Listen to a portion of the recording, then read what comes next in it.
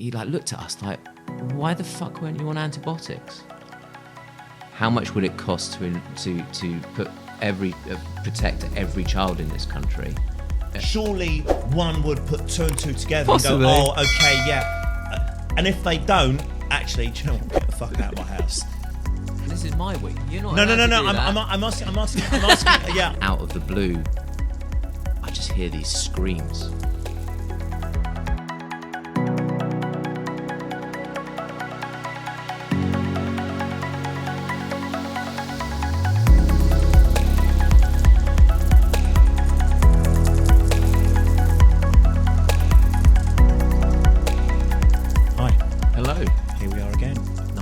Number three. So after last week's, I suddenly found I had reminded myself about events and thoughts that I hadn't in a number of years, and it was it was a bit odd because you suddenly go, oh my God, yes, I remembered this, and that was different. It was like a form of therapy, which this is. Yeah, absolutely. It evokes the memories. And even when we were talking, it's like, oh my God, I've got to bring that up. And I've got to bring that up. But I didn't even get time. No. Well, you don't. So much content. I mean, it's never ending, like this journey of grief, I suppose. But this is it. Yeah. This is, and I have been, I don't know how topical it is, but I have been watching something with my wife. It's another Netflix.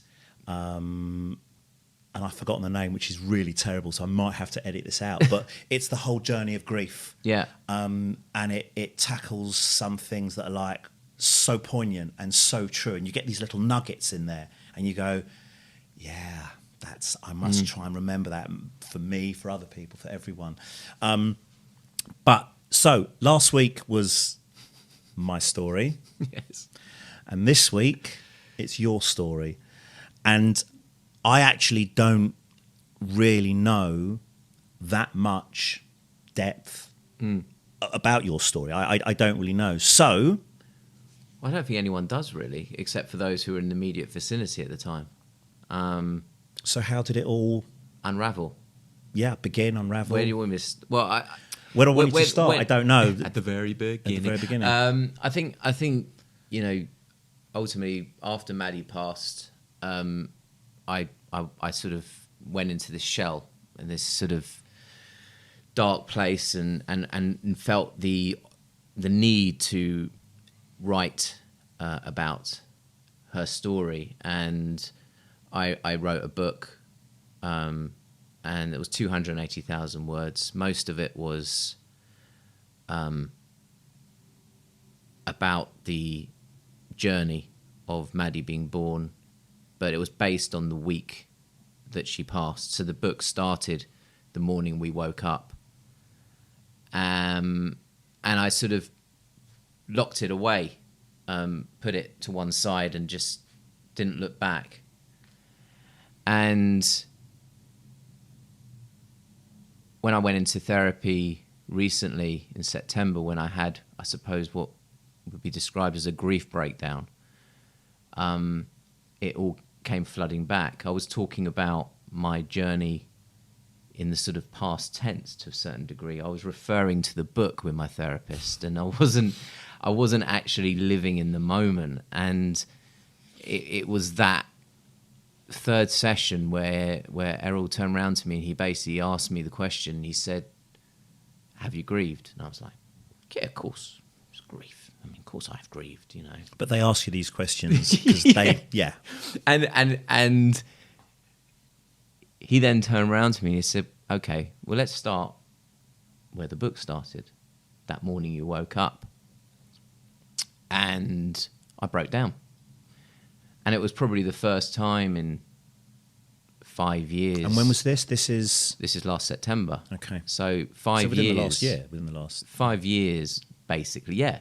And he said, "What happened that morning?" And I got probably 3 or 4 sentences in, and that was it. I think it was the first time he handed me the box of tissues, as you do, across the room. And it was like, but that morning,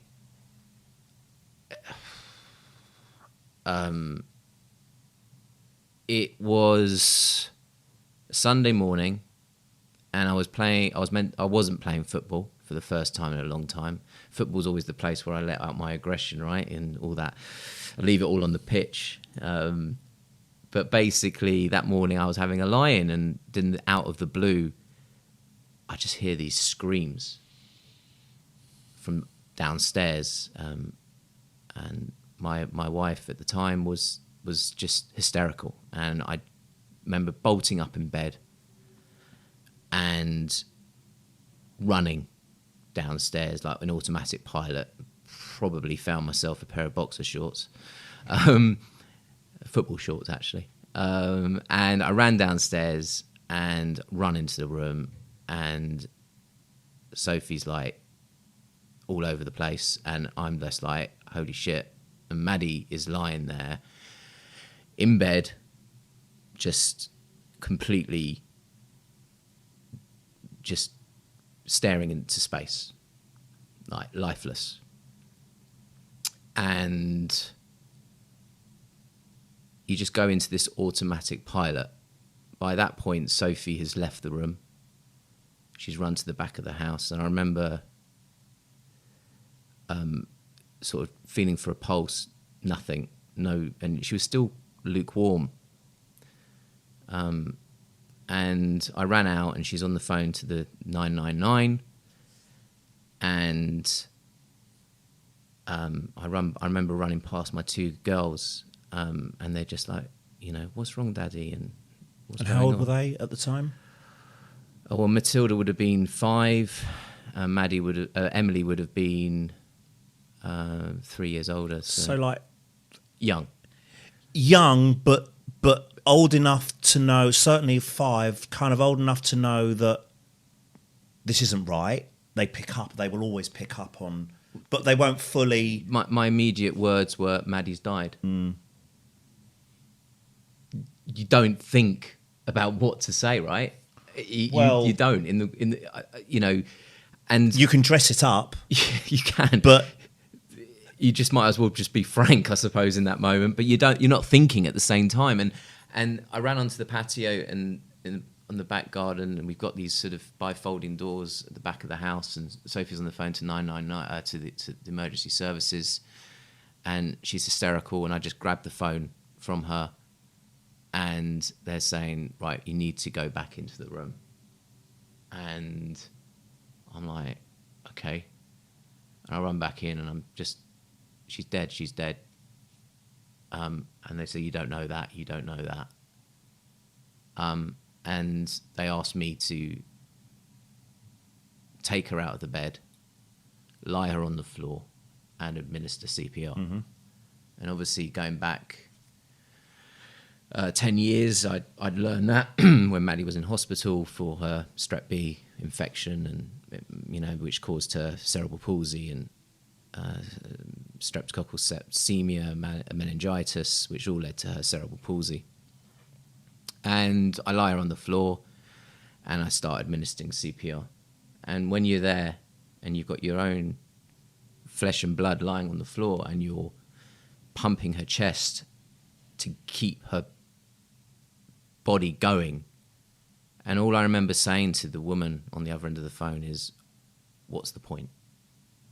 Because all I could think is, this is what she had when she was born, an oxygen starvation, so she was potentially having brain damage on her brain damage. But obviously you know that. Yeah. They don't know that. Correct. And you know that they don't know that, but yeah. But you're, as a parent in that situation, regardless of that situation, you're the parent, and you're like, I know, and they also totally are aware that you are going to be coming out with words that might be totally irrational, but you have every right, and every parent would have a right in your situation, I suppose. Yeah. And you're just in this moment where you're just doing what you're told to do, almost, because you haven't got any answers yourself, right? And I'm just thinking to myself, this is a dream, this isn't real. And then it becomes reality when my sister runs in, She was a personal trainer, and she, you know, she knows CPR, and she starts breathing into her mouth while I'm between my pumping on her chest, and time just went back. Every 5 minutes, I'm saying, where are the services? Where are the services? And eventually, this guy just runs in, and he slides on the floor, and it was a wet day, and despite all that was going on, do you know what I noticed? Go on. The mud streak on the floor. Left. Well, yes, you know. I was like, what the fuck? Why am I worried about that? You're not, but it's just things that you notice, and your brain is still going to notice these things. And yeah. And she and then they take over. Yeah. And then it like the house becomes this sort of like crime scene. And you're like, you know, the police turn up, and the police are like, start asking you questions, and then family turn up. Yeah. And all of a sudden you feel like, am I guilty here? What have I done? What have I done? Yeah. And all that sort of processing, and it's all sort of like so quick and instant. And then like, I just remember going upstairs and brushing my teeth and finding my sort of clothes that I'm going to be wearing, because I'm going to Watford General as far as I'm concerned, going to the hospital. And I come downstairs and bloody police helicopters have landed in the park opposite, and ambulance. Yeah. And those paramedics Privately funded.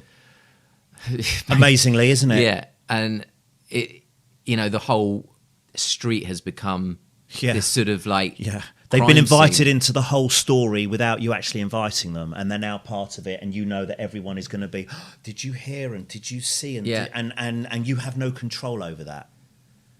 And yeah, absolutely. And I just remember someone saying, like, the paramedic peeking his head around the door, because Maddie's room was downstairs, so I should give a bit of context. No, I realised that, because we had to adapt the house and that sort of thing. And he just peeked his head around the door and said, "We have a pulse." And this was like after 20 minutes. And I'm thinking, what do you mean you've got a pulse? I wasn't expecting her to come through this. I don't think anyone was in that immediate moment. But also 20 minutes. Yeah. I'm no doctor, but 20 minutes getting a pulse. Plus the amount plus her existing condition anyway. Well, and plus the amount of time she was in bed. Well, that's what I mean. 20 minutes has gone even before that. Yeah. And I'm like thinking to myself, okay, now what? And then we go into the kitchen, and the paramedic from the helicopter starts asking us questions. And I remember he had this sort of, I can't show you here, but he had this sort of pouch on his knee, on his thigh, and he starts writing notes. Yeah. I thought it was pretty cool. And he's asking me the questions. Tell me about Maddie. She's got cerebral palsy. Tell me about what medication she's on. Diazepam. She's on baclofen, and she's on all these epileptic medication and Parkinson's medication to stop her spasms and help with her tone, and talking through this whole process. And you can see that they're like just focused on having a child alive totally when they get to the hospital. For what it's worth, you and I, however much in my case the NHS screwed up to a degree, that's only 1, 2, 3 or 4 people. What those guys do is this is it. I mean, they screwed up, and they can say I'm libelous for this and whatever, but they fucked up. I don't think you're libelous. I mean, I would say exactly the same about Madeline. They fucked up at the start of her life. Yeah.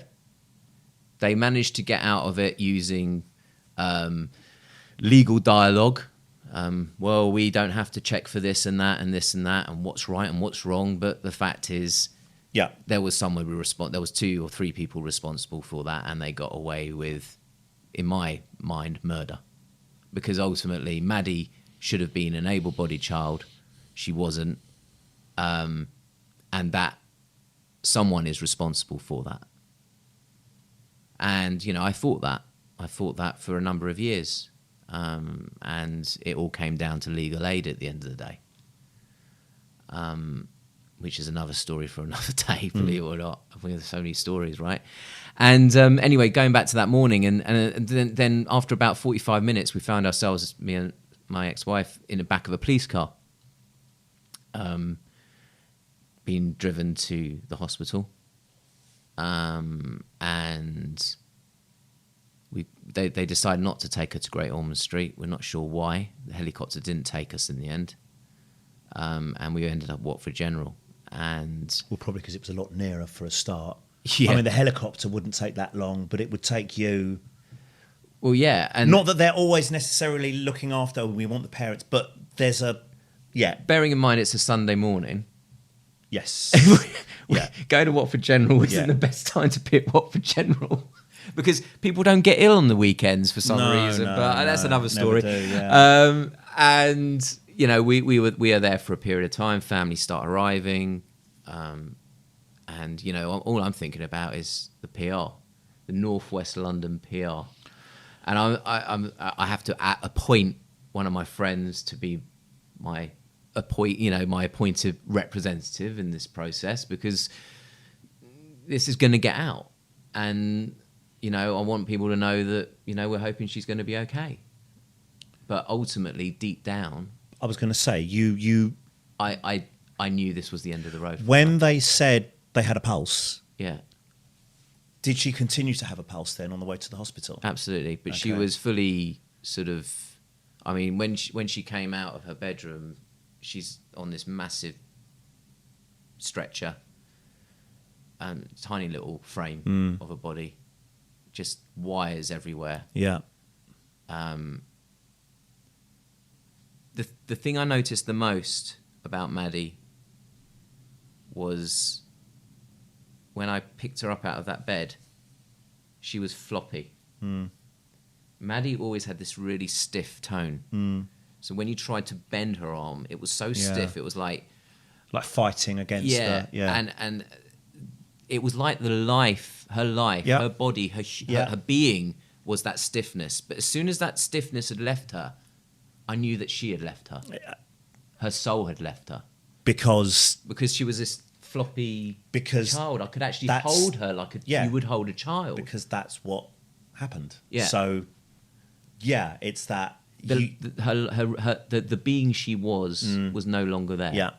So it was sort of like I was looking on it, like if Maddie was looking on it from up there, looking down on her body, I was looking at her as if, well, this isn't Maddie now. Yeah. And I wanted an end to this. You know, Well, you're in the middle of a situation that's playing out, and it's not fun. It's horrible. You're powerless, which for any parent, whether you're a dad or a mum, is awful because you're there watching people work on a member of your family, and in essence you're just sitting there going, "Let me know what happens," because there's nothing you can do. And you feel, and you're in this situation, you want it to end, good or bad. You just and it's interesting you say that because it's like there was always these sort of mirror moments. So like when I first heard that Maddie had cerebral palsy, I remember the relief that came over my body, the relief and the like, oh, thank fuck, we know what she's got. So can I just on that? Yeah. So if you don't mind, just putting a little full stop just on that. Yeah. When did you first find out? Okay, so Only because you just mentioned it. okay, so Maddie was born, as I said, with streptococcal septicemia.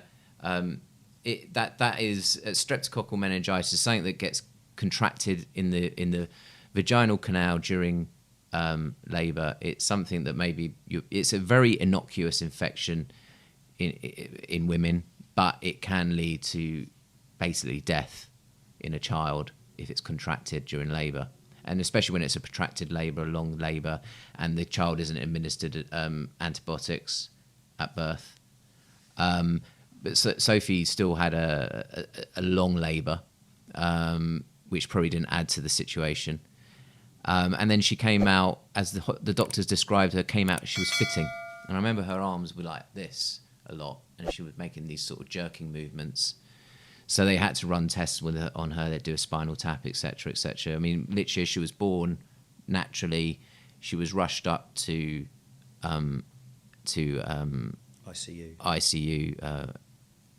and it's awful. I remember even just during the labour, we had a student nurse as well, or it was her first birth, her first delivery, and I remember during the labour, her saying her heart rate has dropped, and we're getting a bit nervous now, a bit anxious, and when we saw the retrospective notes, there was no mention of any of that in the retrospective notes. I mean, doctors have this ability of writing retrospective notes based on what they want people to read, right? Yeah. And they're going to shut down and lock down. But anyway, I'm not bitter. And then basically we went up. And I remember maybe the day later, or maybe it was that same day, and the doctor basically saying to us, will you ever check for strep B? And I said, check for it? Well, Sophie, we know you had strep B because we were trying for a long time. And he like looked at us like, why the fuck weren't you on antibiotics? And it was basically, there was a letter that was written by the specialist that Sophie had seen that went to our private obstetrician, which he forgot to read. I don't know exactly what happened. But the fact was that it was never raised. And there were other circumstances throughout labour. I can't put everything on one person or whatever, but like, for example, our NCT classes, we all do them, right? The week we were going to talk about infections, everyone was mucking around and we never got round to talking about infections. If anyone in that 9 months had said the words strep B, my ex-wife's ears would have gone, ooh, we need to. So so as a quick interjection. So right now, obviously, junior doctors, they're all striking. And I've always said this, it's very easy to lay blame on 1, 2, 3 or however many people. We're all human. People make mistakes. If I make a mistake recording a podcast or something, didn't pick up the sound. Okay, let's do it again. In a car, I didn't do the indicator light. Okay, bring it back in, we'll fix it. But when it comes to doctors and humans and children, when you make those mistakes, the results can be far greater, including death. So this is another reason this is why when people are, it's not the only reason, when people are underpaid, overworked, stretched beyond all imagination, management isn't training people the right way to say, right, please remember when it comes to pregnancy, things like strep B, You see, you wouldn't have known that until afterwards they went, oh, were you never? And you're like, and now, if ever you meet someone, you kind of want to say to them, just want to mention the word strep Absolutely, B. And this is the whole thing. Is so I don't quite understand sometimes why some of these important, vital, crucial, simple questions can't be a matter of, right, when you have someone and make sure you mention this and that and the other. Are there hundreds of things you need to mention, or are there some basic? I don't know. I remember my belief process at the time, and maybe that, because I was grieving, the child that I was going to get wasn't necessarily the child I was having. And this is day one. Yeah, and day two. And I remember at the time thinking to myself, well, hold on a minute. Strep B is like an insurance policy to the NHS. And I know it sounds horrendous to think this, but if you work out that X amount of children die per year from strep B, how much would it cost to protect every child in this country, or run a test? The test at the time was £26, and you have it just a few weeks before delivery, but you had to pay for it privately. Now in America, they do it as standard. But then in America, they private healthcare. It's very different. Yeah. But the point is that they are aware of the dangers of it and they deal with it. Right here, they didn't actually say to you, are you aware of strep B? Look, if you are aware of it, NHS aren't covering it, but you can do it privately. But for £26, you'll go, that's fine. Send me a kit. Correct. It's a bit like £26. It's a bit like in the Jewish religion with Tay-Sachs. Yeah, it's it's the same. Yeah, you go for that test, you pay for it privately, you do it. That's much more money, believe it or not. So it's for me, it would. But you're be, made aware. Correct. It's just being made aware. Correct, and then it's a decision Yeah. that you have to make. Now, it doesn't cost anything. Now, with an NHS doctor, it's sort of like, there are some midwives and some nurses who would naturally just tell you out of principle. But then there's some who maybe not as educated in the process or are following protocol who don't tell you. In our instance, because they are human. In our instance, we had an obstetrician, a senior obstetrician, who should, for being paid privately, tell us. The first time I went to see this obstetrician with my ex-wife was we went in and he was playing Marvin Gaye's Let's Get It On his iPhone. And he was about to check my wife. I mean, that said it all, right? He'll know who he is.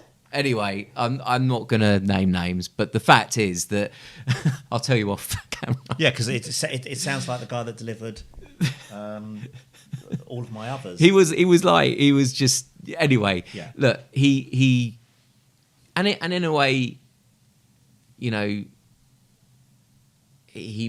was one of these more light-hearted obstetricians. Once maybe not so. He was serious and he did a good job, but he missed something. It's a bit like a doctor who missed something with my operated on my sister and she broke her knee and he did a botched job and she ended up having to claim. I went into that court process, but the point is that after that, it then emerges that she hasn't just had damage from her strep B. She's also got damage to the basal ganglia. And when you look at the basal ganglia, it doesn't connect with the strep B damage. The strep B would affect the outer cortex of your brain. Mm-hmm. And it would lead to educational sort of damage and that sort of thing. It's like scarring around the brain, basically. So rather than seeing the bumps on the brain, it's just all smooth. And Maddie's brain was like that when we had the first X-ray. So they knew that she had damage as a result of the septicemia meningitis. But then they couldn't, when we went to Hammersmith for the full MRI, I never forget hearing the doctors sort of say, right, we're going to do the scan, etc., etc. And by that time, Maddie was quite stiff and doing these arching, which they put down to acid reflux, which everyone hears quite a lot about, and all that stuff. Anyway, we go to the hospital and they're going to do an MRI, and we she's sedated, and they go up to do the MRI, and I'll never forget sitting in the waiting room next to the room where they're looking at the scans, and I swear there must have been about 5 people around this scan. It was like there's something phenomenal about what they're looking at there. And fast forward about 20 minutes, we're in the oh god, sorry, we're in the waiting to take Maddie back down, and we got the trolley and we're pushing her down, and we get to the elevator and one of the doctors is there. I mean, they chose the wrong time to go to that elevator, because we're standing there. So, well, what's the news? And she said, I think you should wait to speak to the main doctor. And her name, ironically, was Dr. Cowan. And we got down back to the ward, and there was all these other kids there and parents and that sort of thing. And they're dwindling down and they're speaking to all the parents. And we're like, well, when are we going to be spoken to? They'll come to you soon. Yeah. They'll come to you soon. Yeah. And we're literally the last people in the room. Yeah. And then I heard Dr. Cowan say, "Can you get the side room ready?" And I'm like, okay, this isn't going well. And I'm pacing and my heart's beating and my anxiety is its full maximum. And we then eventually go into this room. And I think she just said, I'm sorry, but your daughter's going to be confined to the wheelchair for the rest of her life. I think that's basically how she broke the news of the cerebral palsy. And obviously we're like, well, can it be fixed? And no, it's damage, it's brain damage. You can teach her new paths, you can rewire her. I suppose if it was the bionic woman or whatever, you'd sort of do what you can using science and technology, and then leaving that hospital at that moment. And the parallels to that and the day she died were so, when she said she got brain damage, I had the same conversation a day later at Great Ormond Street, because what happened was we went to Watford on the day she died, the day before she died, and they basically said, look, there's nothing we can do for her here. And we ended up in an ambulance going up the M1 to Great Ormond Street. So we could have just jumped that whole process. But anyway, that's what happens. Yeah. And, that night we have scans, and literally it was like going back to that moment at Hammersmith where the doctor turned round to me, and Sophie had gone home by this point to be with the other two girls.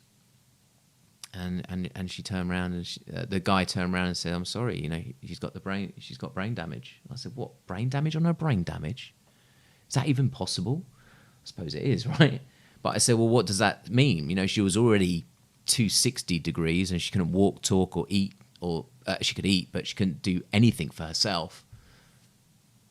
We were full-time carers. What does that mean? And I just said, "Can we put her to rest, to peace, put her at peace?" And he said, "If that's what you want, yes." And they agreed to take her off her medication, and do that. And he said, "We'll do it at a slow pace, and you can get all your family to come up and say goodbye to her." And that was like, in the space of 12 hours, 14 hours, that's where we had got to. I mean, there's so many other stories in that process. Sure, totally. But then we're like, then I go home that night. Sophie comes back to the hospital to stay with her overnight. And I get home, and I was just numb. I went back into that room. The mud stain's still on the floor. No, see, that's one of those. It's that before and after thing, isn't it? Yeah. Where that you've noticed something during that event, you've gone and had that event, and you've gone from, well, it didn't exactly. Obviously, the day started shit, but you go to bed and it's all lovely. You go through that, and then you come back and you're like, yeah, the mud stain is. It's a. I was more annoyed the cleaner hadn't tidied it up. But I mean, what do people do? I mean, the bed wasn't made. It was as if nothing had changed. I think there was a pair of scissors the doctor had left on the floor. Just that bizarre thing. I've got a couple of questions I want to ask, but as soon as you said that the cleaner hadn't been, and I'm not trying to sort of give my story. I remember. That's my OCD. Yeah, I remember when we got back from the Netherlands. And the cleaner, who was she was so nice. We hadn't told her, because you don't tell everyone. And of course, she turns up to clean. "Hi, how was your holiday?" "Oh, yeah, Madeline died." I mean, you can. The shock is enough for me and for her, but it's that. She goes, "What?" And it's one of those. Just because you mentioned cleaner, it's one of those. And it's another of those events that you don't know how it affects other people. No, not at all. And people don't know how to comprehend it. No. And I've got a couple of questions that I now want to ask based on what you've said. So the question I wanted to ask. Well, there's actually quite a few questions. I won't ask all of them. But just now when you were saying, and they said, did you want to come in and get all the family and that it's that saying goodbye.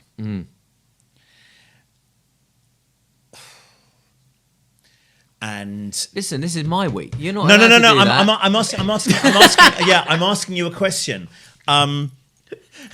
It's that far too emotional, Lee. Far too emotional.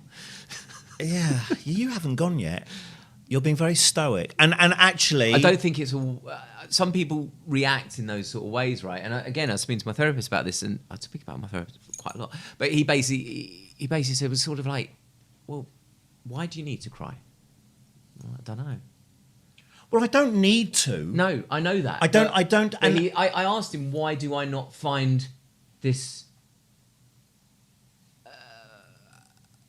Why am I not able to well up or when I telling talk these about stories? It almost feels unreal to me. Well, when I talk about, you know, the last couple of days or the last hour or whatever it is, it doesn't necessarily make me cry, but sometimes there might be a little moment or a little thought or something that might just trigger something that might make me want to, my bottom lip will quiver. And I don't understand how sometimes that does and this occasion it doesn't. But what I wanted to ask is, it's that saying goodbye. It's a very, very, because it's very final. Because obviously I'm assuming you've then got to call the family and say, right, look, this is what's happened, and we had explain saying goodbye and what that feels like. We had the family delegation, and it was like, you know, I mean, just go back a bit. I went home that night, and I think you spoke about it last week about, I asked you about your dreams. Yeah. And eventually got to bed. And I remember one of my girls coming into the bedroom, can't sleep, so we hugged in bed. And then I think Emily came in, or Matilda, one of them, I can't remember which order, but both of them were in my bed by the time I went to bed. And I couldn't sleep. None of us could sleep. It was like the longest night. I think we were probably dozing.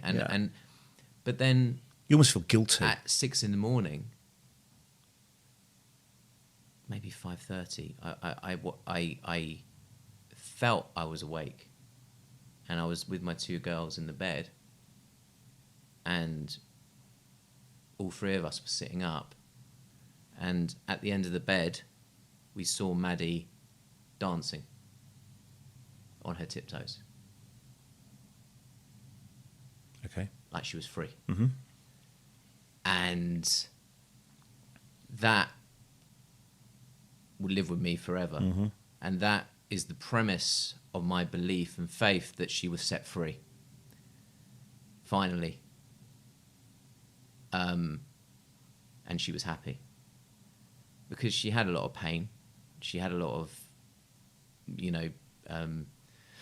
But also to you two as well, in a way, because you had 9 years of pretty much 24-hour care. Yeah. And that's going to take its toll on anyone as an individual, as a couple. You must always be on sort of tenterhooks. This is my belief process, and you know, going back to that hospital in the morning, you know, meeting the rabbi for the first time, which is a story in itself. But he I'm going to mention his name, Rabbi Feldman from Bushy Shul. You know, once we'd sorted out the whole issue with us not being members and being allocated plots at the shul and that heaven sort of forbid. thing. Yeah. There's all these sort of things. You bad person! You haven't paid your subscription? I didn't have a subscription. No, nor did we. Every year you're like, you know, we'll be fine for another year, and then shit happens, and then you're not. So for people that don't quite understand, when you are part of the tribe, as we are, part of the tribe in the Jewish religion, you belong to synagogues. Synagogues do ask for a membership fee, some more than others, and it's supposed to include your burial fees, your Hader fees, so on and so on and so on. I think the thing that got me the most, or helped me the most, was the fact that I was a Cohen. Now the Cohen is the head of the tribe, basically, if we want to call it a tribe. In essence, he's actually you're my boss. You're holier than me. Yeah, you need to kiss my ring, not that ring. But basically, I'm the highest of the highest. Holy of the holy. I'm a priest. I'm not allowed to do certain things. You're not allowed. Okay, so you're not allowed on a burial ground. Well, yeah. Again, you're not allowed. You're allowed on a burial ground, but you're only allowed to keep to the path. You're not allowed to actually walk on the grass. So when you're not allowed to walk over. So where is Maddie buried? At Bushy. So she was. We ended up not getting one plot. We ended up getting 3 plots. Same with us. And because I assume you didn't have plots. Correct. Same with us. And now I'm divorced from my wife. We even joked about this. You know, whoever goes first is getting Maddie's plot, and the other one is not going anywhere near either of us. It's like a reward for going first. Is that actually what you've done? Well, we've still got the other plot, but we'll probably end up auctioning it off to someone. But anyway, because it's like I must auctioning it off. I know, that'll be interesting to see who buys that's what it. It's like when my grandma passed away. You know, she said she didn't want to be in Woburn; she wanted to be near my mother, and she paid about $5,000 for the plot. But it was exactly the same for us. We of course didn't have our plots. Yeah, because you think, well, you don't. It's not what you planned for. No. We had to get the plot for Madeline, and then we had our plot bought, and then you get the question of so when you have it, will you ask this? Do you want to be on top of your wife or next to? And for me, I didn't get that. I didn't. I was like, what? And of course, it's because they bury you vertically. Not. I didn't know. It's like the famous Curb Your Enthusiasm sketch when Cheryl turns around to Larry David. I don't know if you've seen it, but basically they're renewing their wedding vows. Okay. And basically she starts reading the wedding vows. She goes, and I can't wait to be with you from now through eternity. And he goes, whoa. Hold on a minute. What's this about eternity? Yeah. I'm here for you this lifetime. Yeah. Eternity. And that you're off. But that's I'm free. I'm going to go shagging who I want. That's the truth of it, really. But no, so it's actually very, very similar situations. And again, you're finding yourself in a moment that, well, I certainly was never expecting. So on that, you know, Maddie's life was very different to my Maddie's life. Now, when you're told in the beginning what has happened and what her life will be and what your future will potentially be, there must have been something in your mind that said to you, okay, we are probably going to outlive her, or is that not the case?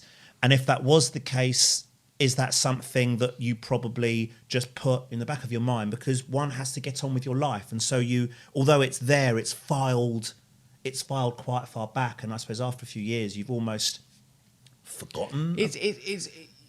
I don't think when you're in that moment you're even thinking about it, because you've adapted your life to a certain set of circumstances. You've got 2 other children.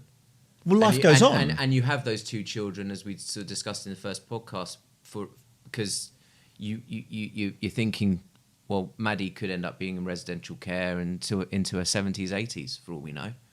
And they're going to need support. My therapist has a sister who is at that 55-year-old age, and she is in residential care, and she has cerebral palsy, and she has special needs, and all that. And you can't predict the future. You know, I think you can prepare for the future in the way you think you want it to plan out, but life throws you curveballs. Yes, well, life happens while you're busy making other plans. Correct, and also my favourite quote from any movie in the world is life is like a box of chocolates. You don't know what you're gonna get, and you really don't.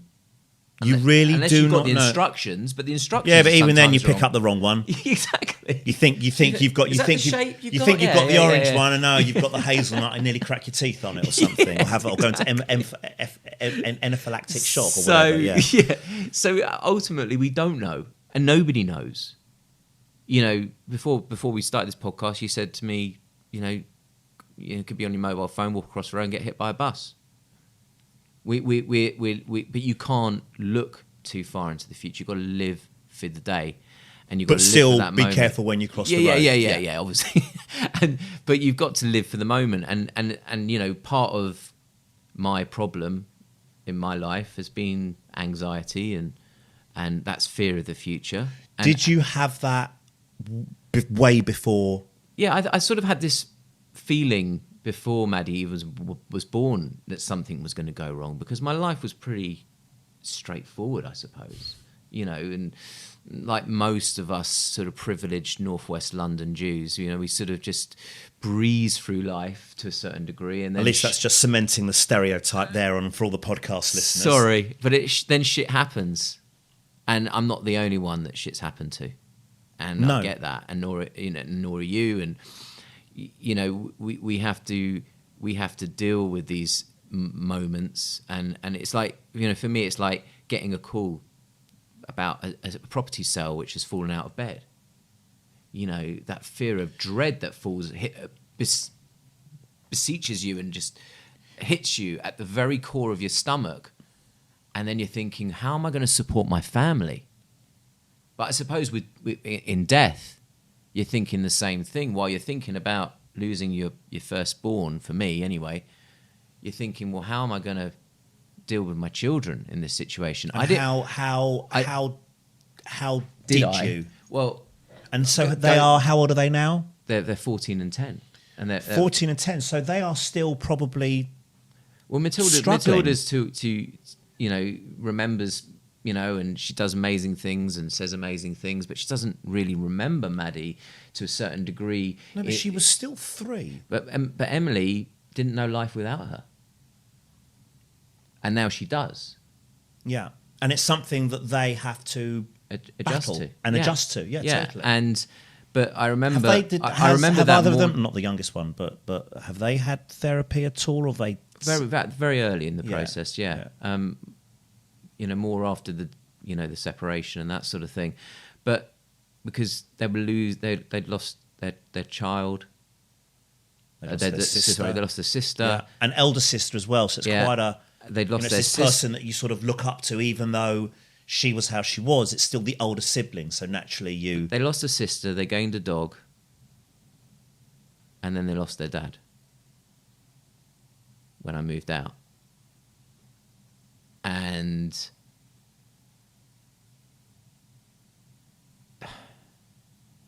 in some ways that was harder for me. Because what I mean by that is harder for me, and not harder for me than the kids. I mean harder for me in the sense that I felt that I was running away. Yeah. But life, I needed to live my life. And I realized that Maddie was there for a reason. And she was sending me messages in her passing. And, you always think you're doing the right thing for your children. And I remember, me and Sophie having a little row the morning of Maddie's passing, where I said I don't want the kids to come and see her. I didn't want them to. I didn't want to see. I wanted them to remember her as they did when they were watching X Factor the night before together. And she was insistent, no, they're coming up. So I ended up saying, okay.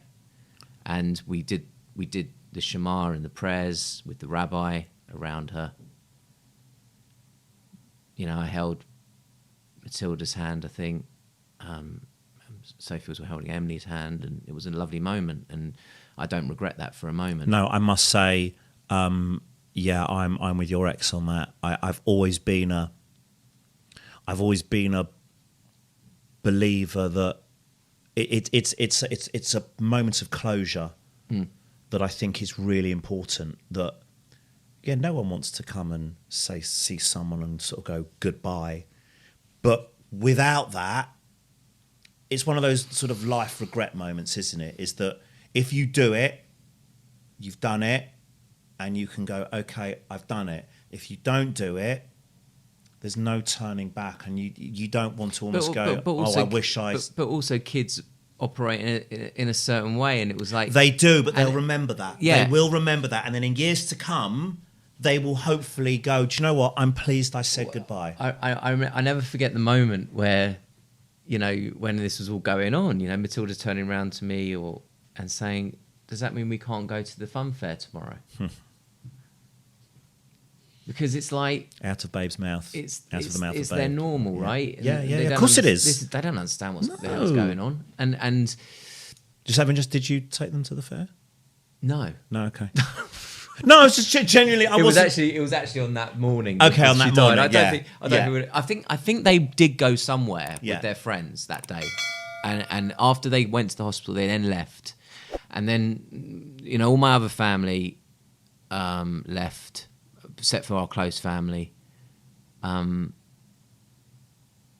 And there's so many funny stories, and I know it sounds funny. I mean, to give you an example. Well, there is always humour in grief. Well, it was the moment we had another the Great Ormond Street rabbi turned up as well. Okay. So we had like this. This is also for people to understand for non-Jews. This is also something that happens. You get rabbis coming out of the woodwork from everywhere, sort of giving you their wisdom and everything. Well, we had a rabbi off. We always had a rabbi off. So I had to sort of do the prayers with my, and of course they won't shake rabbi. Sophie's hand. No, so I had to do the thing with, and I felt sorry for the other rabbi coming out.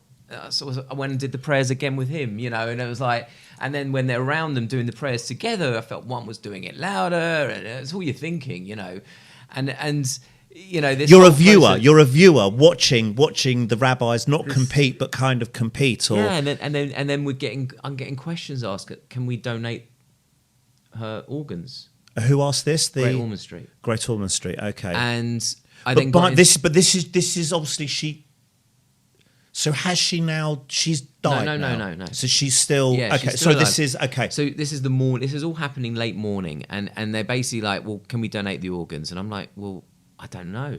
Why don't you know? Well, I'm Jewish. Well, what do you mean? We can't actually. We're not allowed to bury the body. Yeah, you're supposed to. And I didn't know the rule, so I asked my rabbi, and he didn't really know the answer. So I imagine this scene of them all, like him phoning his Rabbi Shlomo from this shul, and the this rabbi is what we had this with. We had this with the headstone, but we'll talk about that. It's exactly the same thing. Is that you think there is a book of rules, but no, these rules change. Yeah, and we got to the point where normally you're not allowed, but it's he was like, well, if we don't use the parts of the body, then they'd have to be buried separately at the shul. And I'm like, okay, that was a really bad accent, because he's actually he's actually American. I was actually going to say, what part of Bavaria American. Was this rabbi from? And he's amazing. But I'm going to keep saying that he was absolutely amazing, and I love him to bits. No, what they are great. Most of them are great people, and they give you solace, and they are a rock in a storm that sometimes you need to hang on. Part of me selfishly was like, I just want this over. If they're going to donate the organs, then it means we could be looking at days, maybe weeks. Well, no, I don't think keeping her alive. Keeping her organs, from what I understand, it would have meant that it would have prolonged the process of her passing, and they've already started to sort of take her off the drugs and that sort of thing, and they're working towards a time frame. And it turned out that she was too far gone anyway. In hindsight, again, that hindsight, her organs were failing. And it was just, it would have been unfair. They wouldn't have been so of use. That even if I'd said yes, it wouldn't have been a possibility anyway. Or we said yes, should I say? And then literally, everyone had seen her, and then they said, right, well, we're going to get a room ready. And this is what I can't fault Great Ormond Street. They were amazing. They prepared a room that was specially designed for the passing of a child. We went into that room. Sophie, they put Maddie into Sophie's arms without any of the equipment on. They disconnected all the equipment when she was in the room. And they said, look, it could be an hour, could be 20 minutes, could be 5 minutes. We just don't know. And so she was lying on Maddie, on Sophie, Maddie across her, and I was like holding her legs, stroking her legs and her feet. And I just remember her bracelet. I haven't got it anymore, unfortunately. It broke. And I was wearing it for about 4 years. Her bracelet fell off her wrist into my hands. And it's like everything is yeah. whether it is or it isn't, whether you're a believer or non-believer, She was wearing that for 3 years and it never came off once. I don't understand how it fell off, but it could did. be coincidence, but we just do not know. Yeah. And I put it in my pocket and literally about 5 minutes passed and she was so peaceful. She wasn't the same child that we knew. And she just went quietly. And I remember standing up and thinking, okay, I think she's gone because I needed to get out. I just couldn't deal with it anymore. And I went out and I said, I think she's passed. And they came in and checked. No, she's still there. I'm like, great, okay, we'll go whatever. I know I'm laughing about it, but I think it's a nervous laugh because, like you say, you're when you people think you need to react or deal with this in a certain way, and I just laugh. I mean, I shouldn't, but no, because it's a nervous laughter when you look back at the situation and think you're sitting there waiting for your child to finally pass, and it's not like you're looking at your watch going. But I know it's so bizarre, but you're waiting for something to happen that you know is going to happen. And it did. And I think 10 more minutes passed, and then they came in on their own accord, and they were like, well, I suppose they know because all the medication stopped, everything that is keeping her alive has all been taken off. So one knows that it is really going to be a matter of time. Yeah. And they just said she's gone. And I didn't cry. She looked unlike I've seen, my grandmas and what that looks like after death. And these people are unrecognisable, a lot of the time after they pass. But Maddie was as beautiful as ever, and they laid her in the bed. And it wasn't like she was a skeleton or anything like that. It was just our little girl was sleeping.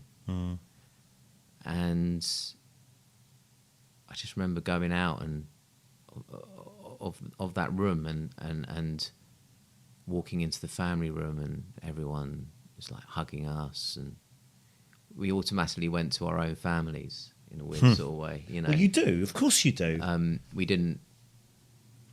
I can't remember hugging Sophie at that time, and yeah, it was. Did you find yourself? You know what? Well, it is a relief if that's what you were going to say. Of course, it is. It was like. Well, because there's no more suffering for Maddie. It was like, if you were writing that book, it was closing the chapter. Yeah.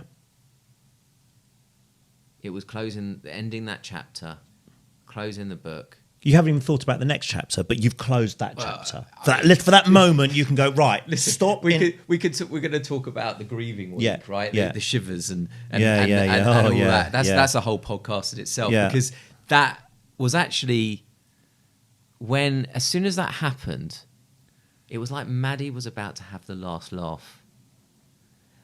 Because the week that then came after that was just full of comedy.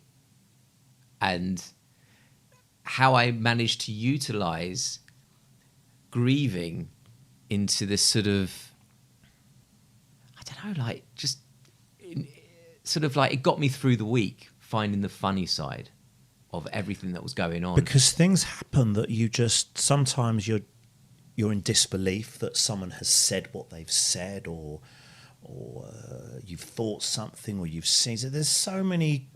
Life still goes on, and comedic moments still happen after these events. And if they're associated with that event, it's not unusual. It's. But do you know the first thing I did when I got home? I went in that room, I made her bed, I tidied the room, I got a picture of it. I took a picture. If I was doing my social media now, I probably would have filmed this whole and catalogued it. Yeah. But ultimately, it wasn't. It was in a different time. And I got rid of the mud off the floor. Yeah. Yeah. But I know. But why would you want to keep it there?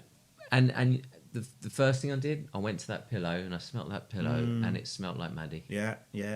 And I tried to keep that scent. And Maddie used to dribble quite a lot, and on the side of her wheelchair, she had this sort of this aroma that just warmed my heart. Yeah, I get it.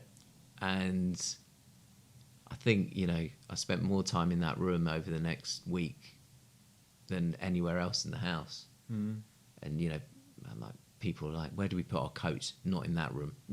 No. I know, but that was the sort of It's like... not a fucking coat cupboard. It's my daughter's... Yeah. My late daughter's bed. And that would be the sort of thing someone go, oh, yeah, okay, hopefully it didn't happen, but there's always going to be one friend. Well, they don't know where the room is, what the room is, right? They're not, people who haven't seen you enough. And that's the whole point about the Shiver Week. Yes, but surely if they're people coming into the house... Yeah. And they're going to put a coat in a room and they're going to see a bed. Yeah. Surely one would put two and two together Possibly. and go, oh, okay, yeah. And if they don't, actually, do you know what? Get the fuck out of my house. But that's it. I mean, you do get the hanger-oners, don't you, in the grieving process? Is people who think they're doing good, but they're actually just being a pain in the arse. Yeah, I know. There's a lot of those. There's a lot of those. But I know these people mean well, and I know they're trying to do the right thing. And I don't want, listen, I'm not saying don't do it, because, if anything, there's certain people and that just made my week. They got me through that week. Totally. And beyond, and people who step forward, and then those people who haven't stepped forward for 10 years of your life, and then turn up at a funeral and expect you to just, let's go out for a coffee sometime. Why? I haven't seen you for 10 years. Where were you when Maddie was born? Where were you throughout that process? Yeah, that's It's the same with divorce, right? I choose Serge, or I choose this person. Yeah. We've been friends for 20 years. Oh, but now you're split. No, you're a bastard. But that's human nature. Look, we better wrap up. I suppose to wrap up, this week and last week really was just a chance for us just to share a brief kind of therapy rundown of events.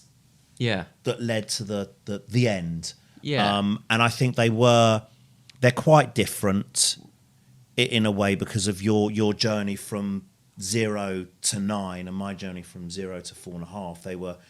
They are quite different journeys. The end was pretty much the same. It happened slightly differently, but yes. I think and I think it's important you understand why that we can relate to people who have been through the journey, and as it can be, grief carries many forms, but I do feel that we're not talking about it enough. It's so taboo. It's so like, you go online and you see a lot of mums talking about losing their child and losing loved ones, but for some reason we men are locking ourselves away in this dark cave of denial and bottling up our feelings because we're men. Yep. And you can be a man and share the feelings that ultimately we are the ones who created these children. Yeah, we didn't give birth to the children, but we were part of that whole journey, and those children were born into our lives, and they were left our lives as quickly as they were born. And I really feel that sharing is the best cure for the stages of grief. Yeah. And I think. Yeah, no, you're right. I want. I will get you to cry at some point. And that's not happening, man. It's not happening. Week You're 3. cold. Cold. You're cold. cold. You know what? I just can't give a shit anymore. No, there is that. So look, that was your story. That I'm sure we're going to be revisiting both stories. I think we're going to have psychologists all over us too, aren't we? Like, I hope so. But these this is why we analysing these body gestures. We want psychologists, we want doctors, we want other dads, to talk to, because everyone. I mean, I've spoken to a few people. We will wrap up in a second, but I've spoken to a few people interested to try and get them to come along because of what they've been through, and some of them are much earlier than you. And they've gone, oh, I don't know, I'm not sure. And I get that, but I will actually pursue them a little bit more, because I know people are going to be uncomfortable, but actually there's nothing for people to be uncomfortable about, because all they're doing is they're sitting here and we're just talking with friends and we're talking with other people. And it's also very important, I think, for me and for you and for all of us to hear other people's stories and hear how other people feel and what they've been through.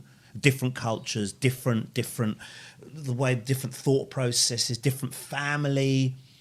Some people might be doing it on their own, so that's something. But look, we're going to wrap it up. No, I think, as I said, there is going to be people in different stages of grief, and that it doesn't have to be because you've lost your child. It could be because you haven't got the child that you anticipated. It is a form of grief, and I'm sure by end of podcast 3 we're going to start getting some calls. I have no doubt, and look, we're going to keep doing this. We'll keep doing it, and we're not going to stop this, because I do genuinely think there's a mission to accomplish here. If anything, to be for the legacy of our 2 daughters, Maddie. Yep. And on that note, see you next week. Well, see you in about a minute. See you in about a minute. Yeah. All right.